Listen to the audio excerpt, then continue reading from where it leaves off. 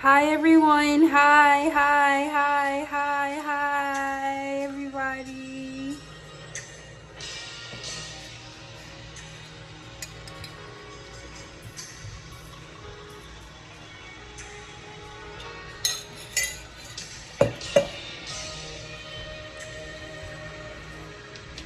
Hi everyone.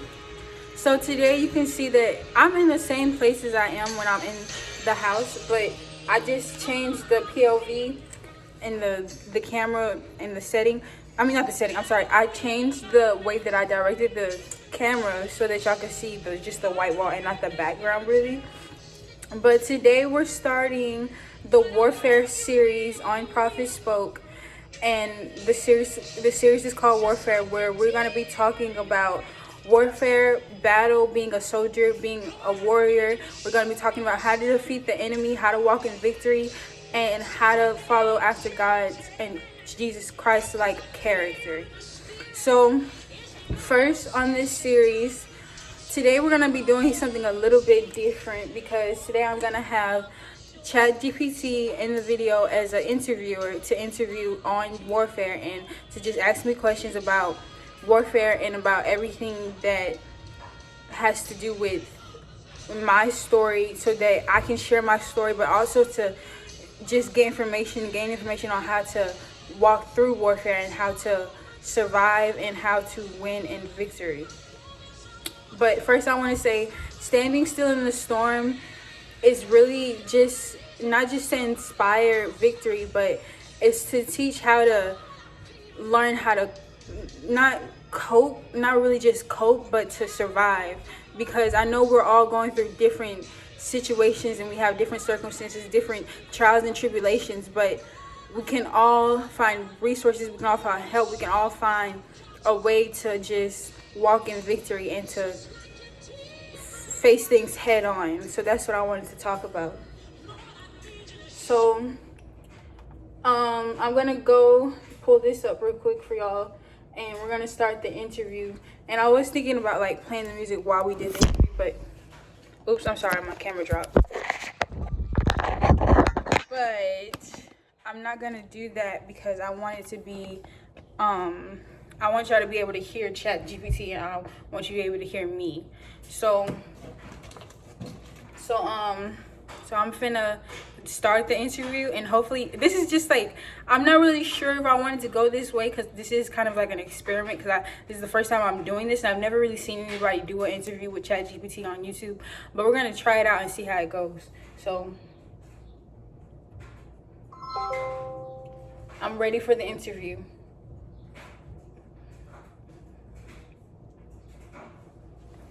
Hello? Wonderful. Welcome to the Prophet Spoken channel. I'm here with Michaela McCutcheon, and this is the Golden Threshold discussion. Michaela, I'd love for you to introduce yourself and just share a bit about who you are and what you're bringing today. So I'm Michaela McCutcheon, and this is the Golden Threshold channel, and this is me talking about warfare and talking about walking in victory, and I'm a prophet and a minister.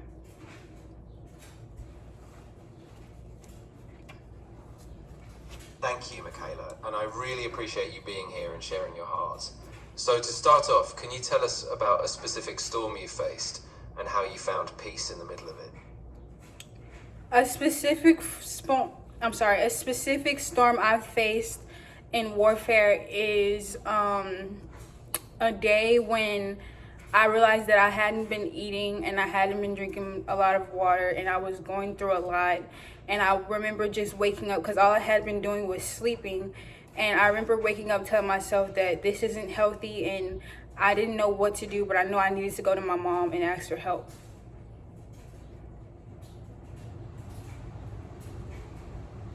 That's really powerful, Michaela, and it sounds like that moment was a real turning point. So as you walk through that, how did you start to reclaim your peace and strength once you reached out for help? I reclaimed my peace and strength through prayer and supplication, through just meditating, through learning how to stay strong, through even just when I feel depressed or anything similar to depression. And I went through learning how to just be an intercessor and how to face my problems head on.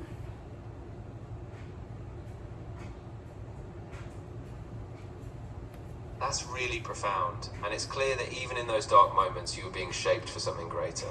As you look forward now, what's one piece of advice you would give to someone who's in a storm like that, feeling lost or out of control? One piece of advice that I would share to anyone who's going through anything where they're feeling lost or out of control or anything similar to what I went through is you have to find a place where you feel at peace, and you have to not just pray but intercede for yourself. Like, you have to go in with detail, with description, be strategic, and just really focus on what puts you in a place of peace.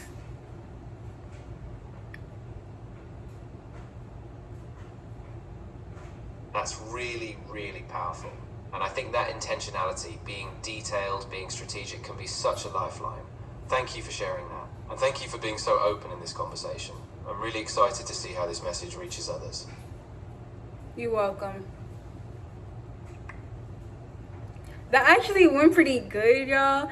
I'm sorry if like using this as an experiment in warfare in beginning the series didn't go good for like everyone, but I just wanted to make this video, and I wanted to see if this would be good for everyone and to see if it would suffice for what my full vision is. So I'm going to try to program him to do these interviews, and I'm going to try to incorporate them in my videos to just put more feedback and more have just a resource of more knowledge and a place that can bring more wisdom into the vision of what I'm trying to teach. But we're going to get into it, standing still in the storm. And before we do, I want to explain something that's going to be said in this video.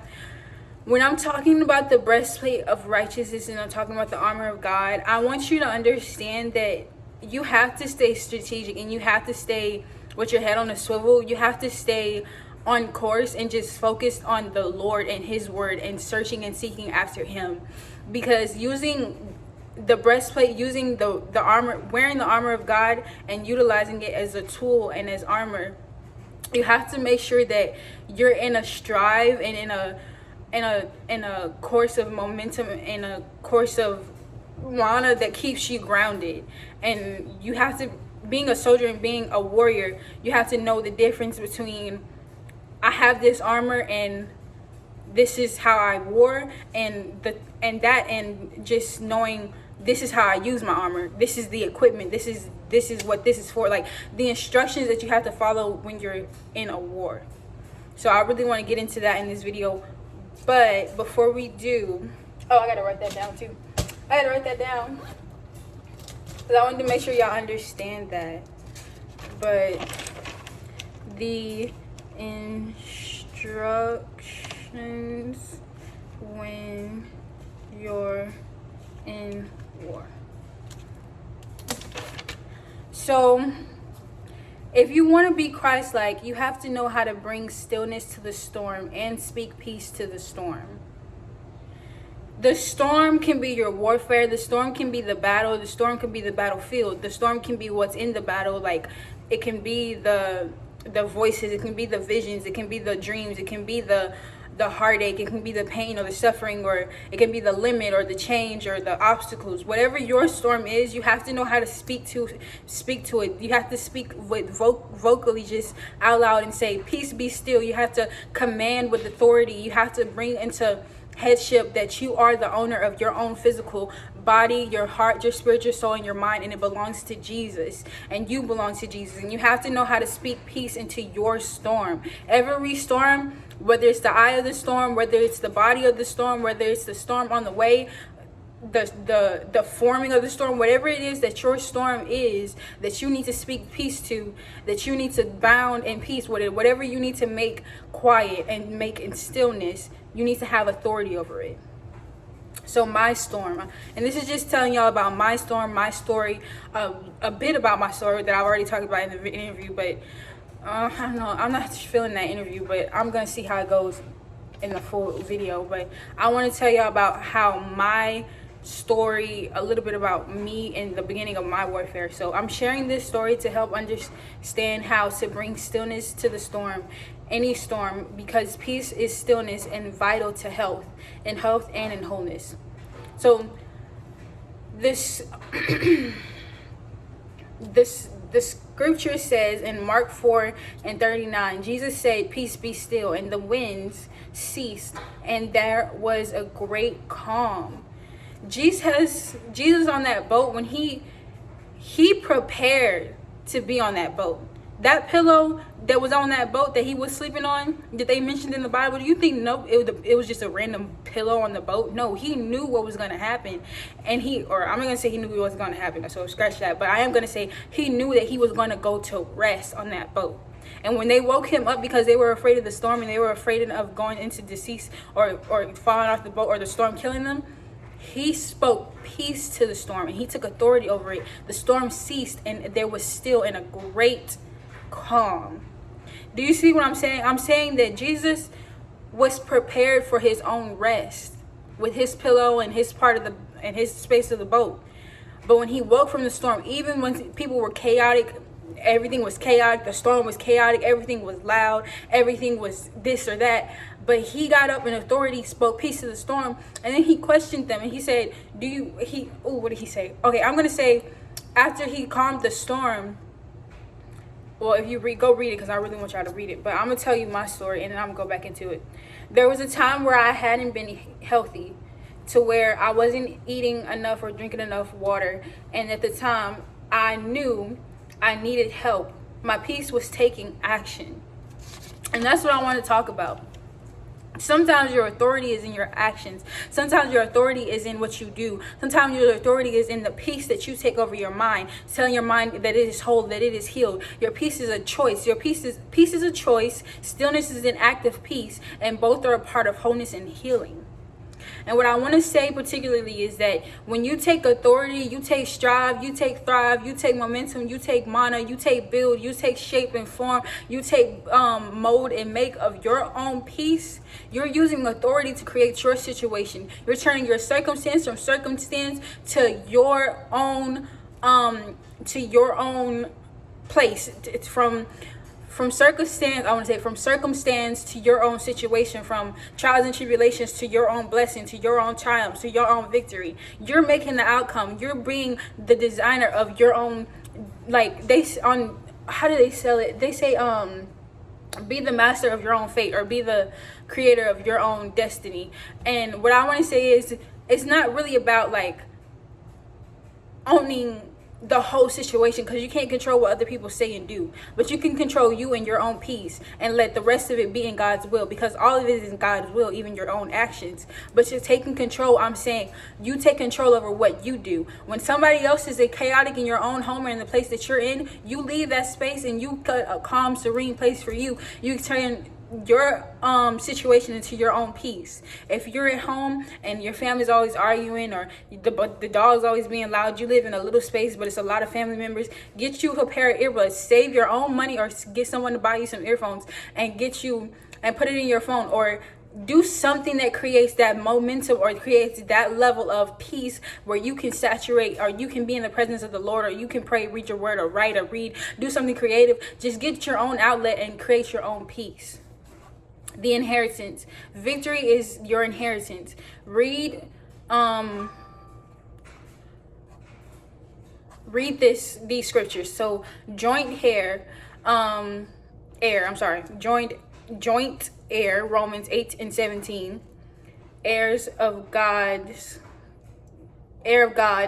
Galatians 4:7, and living in abundance, John 10:10, walking in freedom, 2 Corinthians 1:17, will all teach you about the inheritance, because victory is your portion.